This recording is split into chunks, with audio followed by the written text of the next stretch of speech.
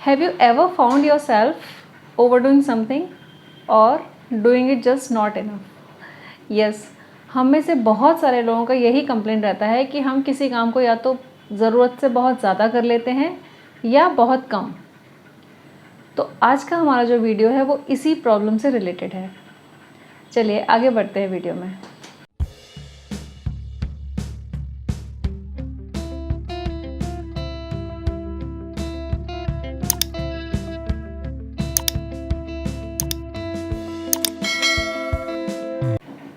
Hey beautiful souls, I'm Dr. Pratibha Kushwaha. I'm a practicing advocate and a certified NLP coach. I am the author of the book called The Redesigned You. तो आज का जो हमारा video है, जो कि मैंने पहले बताया, इस प्रॉब्लम से रिलेटेड है कि जहाँ पे हम अपनी लाइफ में बैलेंस क्रिएट नहीं कर पाते और मॉडरेशन जो वर्ड है उसको फॉलो नहीं कर पाते ठीक से। तो पहले हम एक एक करके कुछ जो प्रॉब्लम्स हैं उनके बारे में डिस्कस करेंगे और उसके बाद हम वीडियो के अगले पार्ट में हम जाएंगे इसके सॉल्यूशन की तरफ। ठीक है, ओके। तो जो सबसे पहला मैं प्रॉब्लम इसमें लेना चाहती हूँ वो है work life balance. Work life balance में क्या है कि आजकल जो लोग हैं, जिस तरह का एरा चल रहा है, आजकल लोग 12-14 घंटे अपने प्रोफेशनल लाइफ में दे रहे हैं, करियर पे ध्यान दे रहे हैं, सिर्फ काम कर रहे हैं, सिर्फ जॉब कर रहे हैं। तो उस वजह से क्या हो रहा है कि उनका जो फैमिली लाइफ है, उनके जो रिलेशनशिप्स हैं, उनकी जो हेल्थ है, बहुत ज़्यादा नेगेटिवली इम्पैक्ट हो रहे हैं।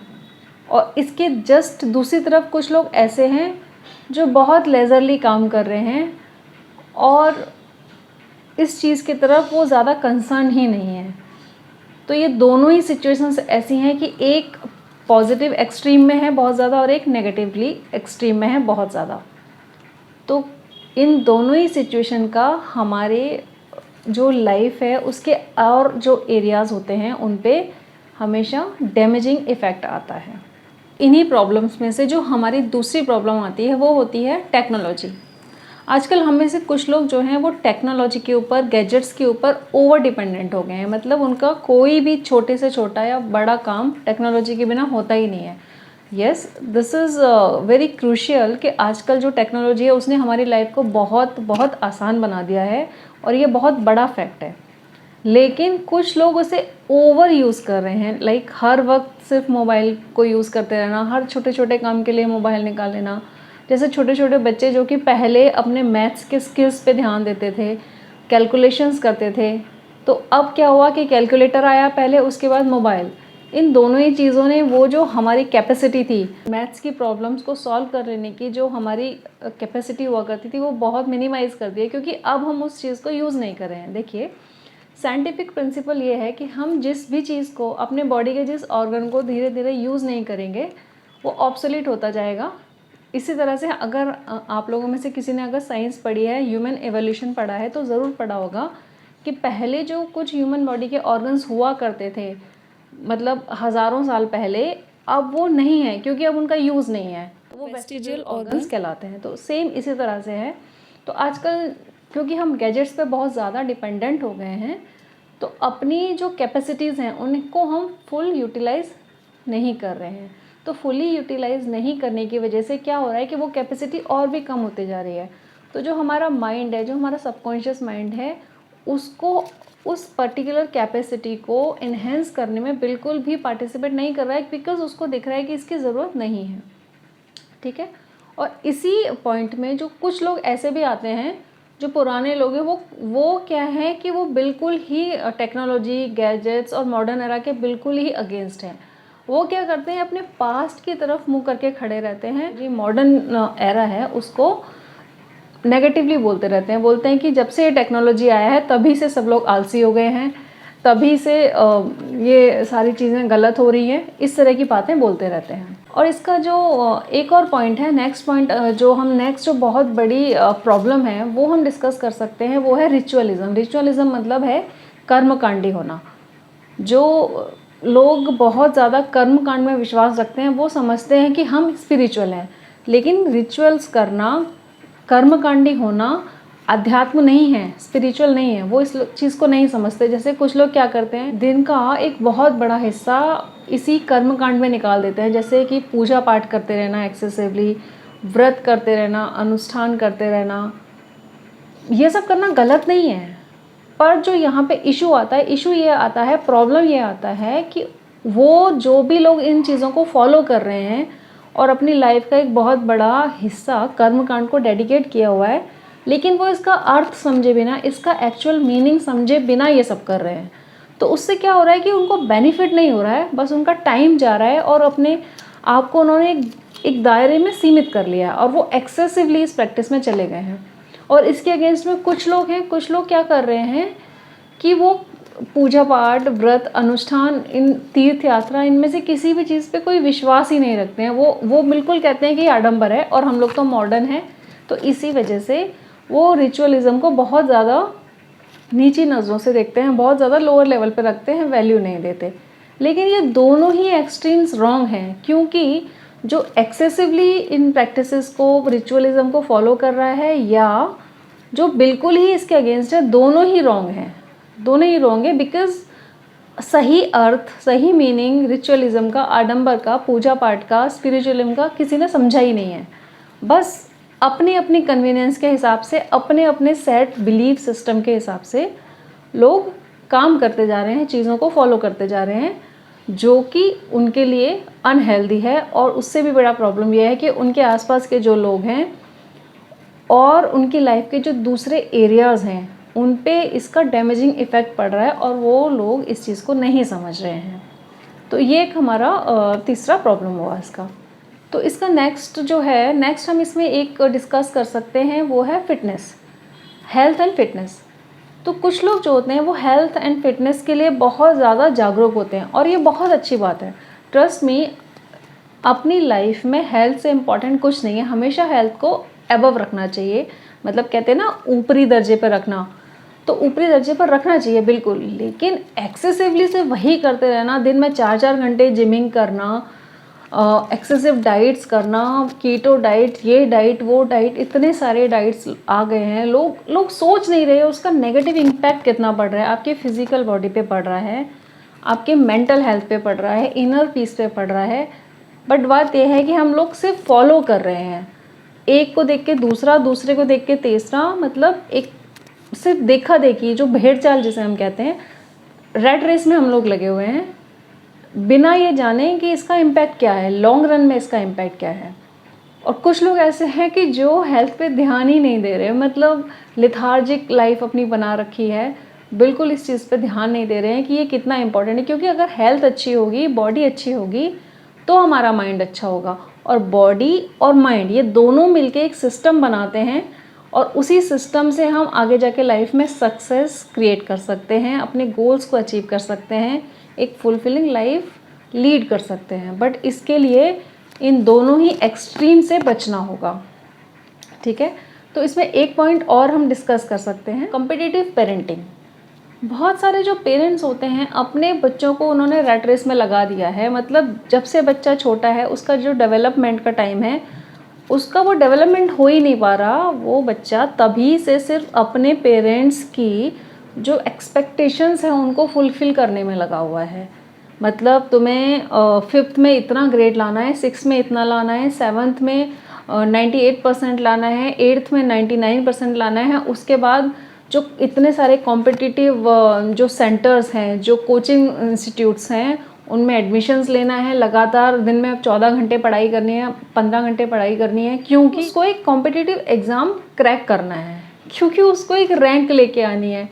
बट वो पेरेंट्स ये हो सकता है कि वो जो पेरेंट है वो ये नहीं समझ पा रहे हैं कि वो जिस बच्चे को इतना प्रेशराइज कर रहे हैं, वो 15 घंटे उसको पढ़ने के लिए फोर्स कर रहे हैं, उसका इंटरेस्ट भी है या नहीं उस चीज़ में। बट क्योंकि मेरे पड़ोसी ने किया है या मैं करना चाहता था, मैं नहीं कर पाया, तो मेरे बच्चे को ये करना ही चाहिए, इस तरह की जो मेंटेलिटी है वो बच्चों को फोर्स कर रही है और उस वजह से उनका डेवलपमेंट नहीं हो रहा है। ये एक बहुत एक्सट्रीम है। कुछ पेरेंट्स ऐसे भी हैं जो कि अपने बच्चों को एक्सेसिव फ्रीडम देते हैं कि ठीक है, आपको जो करना है करो, हम कुछ नहीं करेंगे। तो उससे भी क्या हो रहा है, क्योंकि बच्चों को वहाँ पे गाइडेंस नहीं मिल रहा, फ्रीडम के नाम पे उनको गाइडेंस नहीं मिल रहा, तो उनको जो उनकी एज में जो समझ में आ रहा है वही कर रहे हैं कुछ। मतलब पेरेंटिंग इज़ मस्ट। पेरेंटिंग बिल्कुल ऐसे है जैसे जो कुम्हार होता है वो गीली मिट्टी से घड़ा बनाता है, तो अगर वो उस पर ध्यान ना दे तो वो तो टेढ़ा मेढ़ा शेप का बन जाएगा, कुछ काम का नहीं बनेगा। तो एग्जैक्टली जो पेरेंटिंग का यही काम है। बट वही है कि जो पेरेंट्स क्या है, कुछ फ्रीडम में ध्यान दे रहे हैं, कुछ बहुत ज़्यादा एक्सेसिव प्रेशर कर रहे हैं।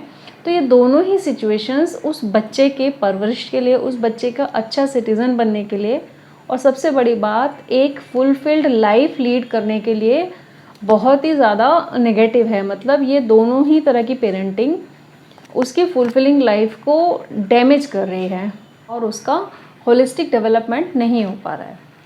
तो ये जो इस तरह की जो मेजर प्रॉब्लम्स हैं इस वीडियो में मैंने डिस्कस करने का ट्राई किया है, एंड आई एम श्योर आप लोग इसमें से किसी न किसी प्रॉब्लम से ज़रूर रिलेट कर सकते हैं, क्योंकि ये सारी की सारी हमारी आज की प्रॉब्लम्स हैं जो कि हमारी नॉर्मल लाइफ में, डेली रूटीन लाइफ में चलती रहती हैं।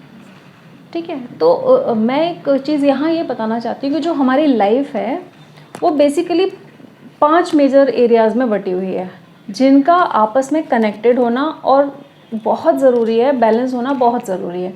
तो वो एरियाज़ कौन से हो सकते हैं? जैसे फिनेंस एंड करियर हो सकता है फर्स्ट, दूसरा हेल्थ हो सकता है, तीसरा रिलेशनशिप्स है, देन सक्सेस हो सकता है fourth, and fifth is spirituality.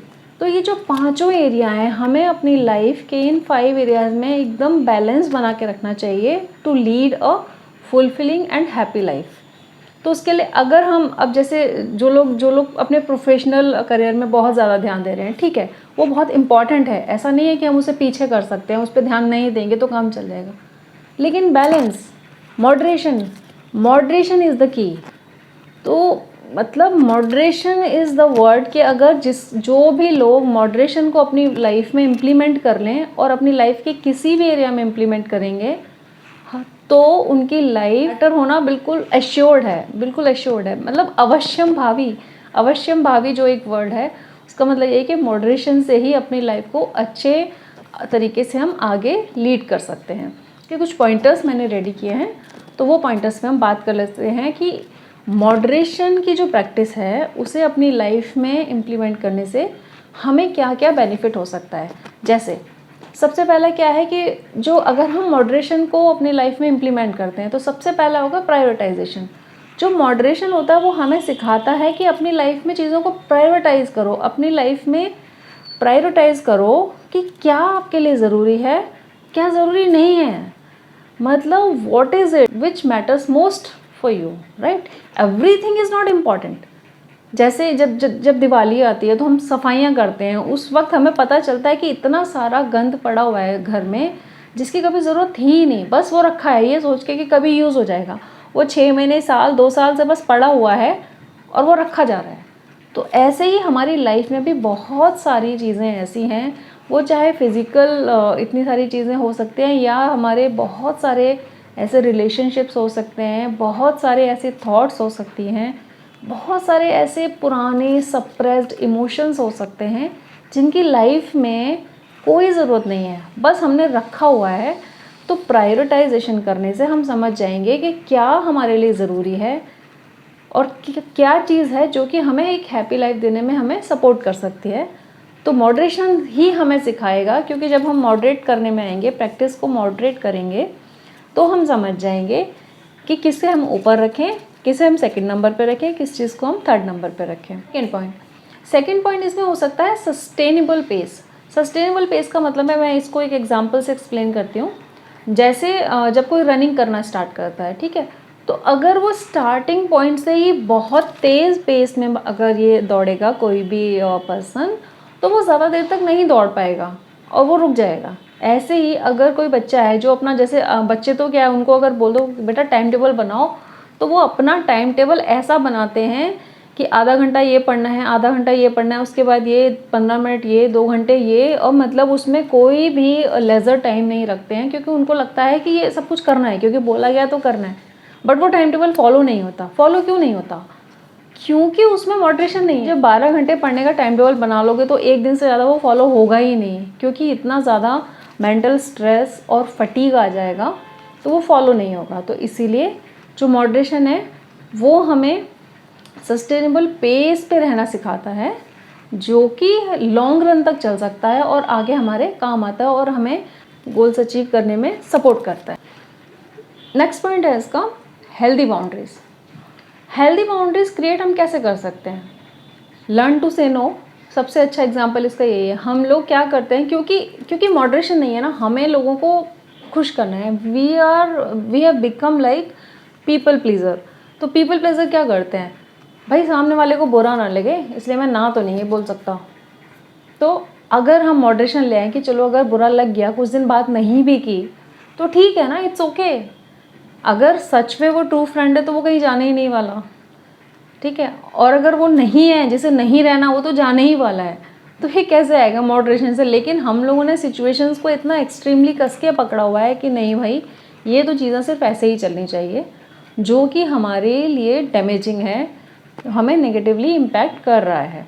तो सस्टेनेबल पेस के बाद में ये जो हेल्दी बाउंड्रीज क्रिएट करने वाला जो सिस्टम है, ये बहुत इंपॉर्टेंट है। और ये ज़रूरी नहीं है कि रिलेशनशिप्स के मामले में ही है, इसको आप अपनी लाइफ के किसी भी एरिया में लगा सकते हैं। जैसे हम लोग पैसा कमाने की रैट रेस में लगे हैं। कितना पैसा इनफ है?